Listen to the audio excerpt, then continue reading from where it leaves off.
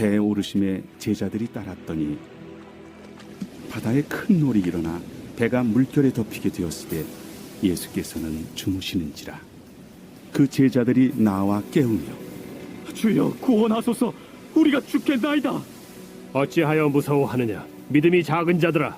하시고 곧 일어나사 바람과 바다를 꾸짖으시니 아주 잔잔하게 되거늘 그 사람들이 놀랍게 여겨 이가 어떠한 사람이기에 바람과 바다도 순종하는가? 또 예수께서 건너편 가다라 지방에 가심에 귀신 들린 자 둘이 무덤 사이에서 나와 예수를 만나니 그들은 몹시 사나워 아무도 그 길로 지나갈 수 없을 지경이더라. 이에 그들이 소리질러 하나님의 아들이여, 우리가 당신과 무슨 상관이 있나이까? 때가 이르기 전에 우리를 괴롭게 하려고 여기 오셨나이까? 마침 멀리서 많은 돼지떼가 먹고 있는지라. 귀신들이 예수께 간구하여 이르되 만일 우리를 쫓아내시려면 돼지떼에 들여보내주소서. 가라. 하시니 귀신들이 나와서 돼지에게로 들어가는지라. 온 떼가 비탈로 내리더라 바다에 들어가서 물에서 몰사하더니 치던 자들이 달아나 시내에 들어가 이 모든 일과 귀신 들린 자의 일을 고하니 온 시내가 예수를 만나려고 나가서 보고 그 지방에서 떠나시길 간구하더라.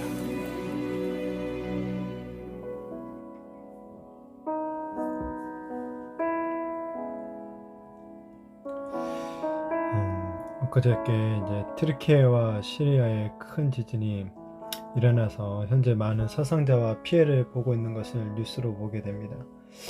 이 급작스럽게 일어난 자연재해 앞에서 우리 인간이 얼마나 연약한 존재인지를 다시 한번 깨닫게 되는 것 같기도 합니다. 튼튼하게 지은 건물이 한순간에 무너져 내리고 이 사랑하는 가족을 잃고 괴로워하는 그런 영상에 참 너무나도 무섭기도 하고 참 가슴이 아파왔습니다. 하루속히 구조작업과 피해 복구가 일어나기를 우리가 정말 깨어서 기도를 해야 되겠죠. 자, 예수님을 따른다는 것은 쉽지 않다라고 주님께서 말씀하셨죠. 오늘 무리를 떠나 이제 배에 올라서 건너편으로 가는 도중에 이 풍랑을 만나게 되죠. 인간의 힘으로 어찌할 수 없는 이 자연재해 앞에서 제자들이 아주 큰 어려움에 처하게 됩니다.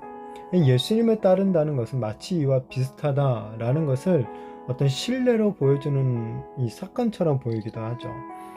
제자들이 풍랑으로 인해 이 두려움에 빠지게 됩니다. 그리고 이제 예수님을 깨우죠. 그러면서 뭐라고 외칩니까? 우리가 죽겠습니다 라고 외치죠. 이건 뭡니까? 그만큼 제자들이 처한 상황이 매우 절박하고 현실적이었다라는 거예요. 주님을 따르기 위해서 제자들은 이렇게 아주 큰 어려움을 당하고 있는데 이 주님은 아랑곳 하지 않으시고 주무시는 것만 같아 보이는 거죠. 제자들이 당하는 그 어려움에 전혀 관심이 없는 것처럼 보이는 거예요, 우리 눈에는. 그러나 이 제자들의 절박한 외침에 일어나신 주님께서 이 제자들을 향해서 먼저 책망을 하시죠. 뭔 책망을 하십니까? 너희들 믿음이 작아서 무서워한다라는 거예요. 자, 그리고는 바람과 이 파도를 향해서 꾸짖으시죠. 그랬더니 이 바다가 언제 그랬냐는 듯 아주 잔잔해졌죠. 제자들에게 풍랑은 자신들의 생명까지도 위협할 정도로 아주 큰 문제처럼 보였지만 그것이 예수님께서는 아무것도 아닌 작은 일에 불과했다라는 거예요. 그러면서 제자들이 이런 예수님의 모습을 보고 놀라죠. 그리고 뭐라고 질문합니까? 이 누구십니까? 이분은 누구신가? 라는 그런 질문을 던지죠.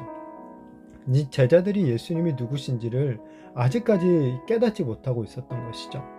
예수님이 누구신지 모르니까 이 풍랑 앞에서 제자들이 무서워할 수밖에 없다라는 겁니다. 자, 그런데 이런 제자들의 모습, 우리의 모습과 너무나 닮지 않았습니까? 우리도 예수님을 따르겠다 라고 고백을 하고 주님과 같은 배에 탔지만은 여전히 우리에게 현실적인 어려움들이 찾아오죠. 두려움들이 찾아와요. 눈에 보이는 현실적인 두려움으로 인해서 우리가 어떻게 합니까? 우리도 무서워 떨죠. 그러면서 주님께 뭐라고 하소연해요. 나 주님 나 죽겠습니다. 이것이 우리의 믿음이 얼마나 작은지 너무나도 잘 보여준다라는 거죠. 그러나 그 모든 문제들이 주님 앞에서는 그저 한마디면 해결될 작은 문제에 불과하다라는 거예요. 믿음의 눈으로 현실이 아닌 우리 주님을 바라보면 사실상 큰 위협이 되지 않는 것들이 된다라는 거예요. 어쩌면 우리도 이 제자들처럼 예수님이 누구신지 아직도 잘 모르고 있는 건지 모르겠습니다.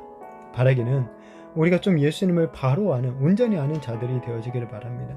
인간의 힘으로 어찌할 수 없는 자연까지도 말 한마디로 다스리시는 하나님의 아들이시고 우리를 구원하시는 이 능력의 주님을 알고 두려운 현실이 아니라 정말 주님을 믿음으로 바라봄으로 말미암아 이 현실에서 만나는 모든 시련들을 능히 또한 담대하게 이겨내는 그런 믿음의 제자들이 되었으면 좋겠습니다.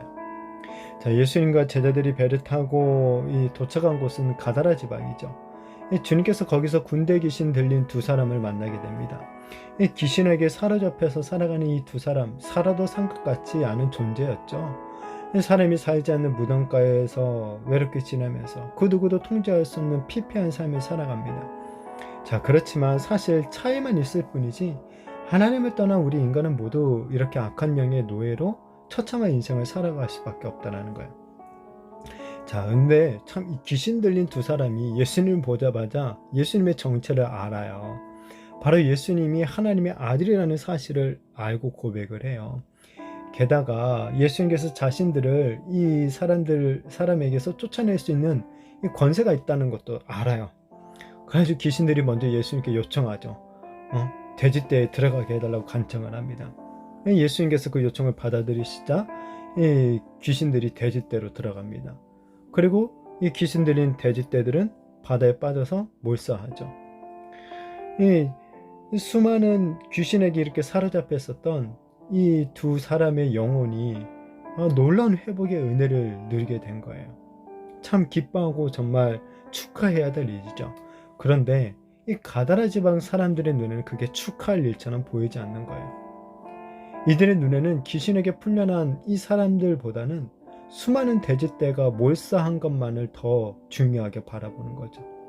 그러면서 오히려 예수님께 이 지방에서 마을에서 떠나달라고 요청을 하죠. 이 가다라 지방 사람들은 하나님의 아들이신 예수님을 영접할 준비가 전혀 되어 있지 않았던 것이죠. 이들에게 중요한 건 뭡니까? 경제적인 문제지 이 영혼이 귀신에게 해방되는 것이 아니었다는 거예요. 근데 지금도 많은 사람들은 예수님이 하나님의 아들이시고 정말 이 세상을 구원하실, 우리를 악한 영으로부터 우리를 구원하실 그런 분이시라는 것을 깨닫지 못하고 있죠. 그리고 예수님 배척하죠. 자, 그러나 사탄은 이미 그 통치권을 잃고 내쫓겼으며 지금은 온 세상을 우리 주님이 전복하고 다스리고 계시는 줄로 믿습니다. 세상은 우리가 전하는 예수님을 귀담아 듣지 않죠. 그리고 눈에 보이는 현실, 특히나 경제적인 현실만을 더 바라보면서 예수님을 거부합니다. 그렇더라도 우리는 계속해서 하나님의 아들이신 예수님의 통치를 세상에 선포해야 되는 거죠. 정말 우리의 믿음의 눈을 들어서 악한 세력들을 물리치시고 세상을 다스리고 계시는 우리 주님의 권능을 더욱더 깨닫고 하나님의 아들이시며 구원자 되신 우리 구주 예수님만을 더욱더 믿고 의지하고 담대하게 그 예수님을 전파하며 살아가는 저와 우리 모든 성도님들이 되시기를 예수님의 이름으로 축복합니다.